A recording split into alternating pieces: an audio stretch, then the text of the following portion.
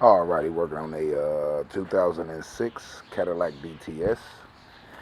What I just did on the passenger side is put a new rotor, brake rotor, front brakes. The customer's on their way back with a outer tie rod. I'm gonna have a separate video for that. But I already took care of the brakes on this side. What I'm getting ready to do is show you how to replace the brakes on the opposing side, which is the driver's side. Also, this is about the same with most newer cars, 90s and up, pretty much. Front brake rotors, front brake pads. So even if you just need front brake pads, this is a video to show you.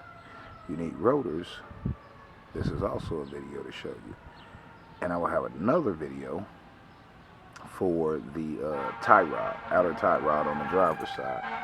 There's quite a bit of play in there, so I told him while I got it jacked up, might as well go ahead and get it. Also,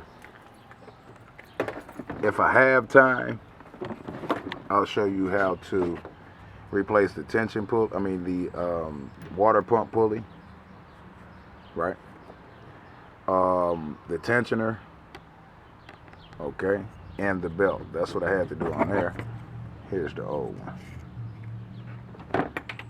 See how it ate that up. But anyway, I may not have time for that one on this one because he's on his way back. And I didn't even record it when I was replacing it. Okay. So let me go ahead and get it jacked up and everything and get the driver's side brake caliper and brakes.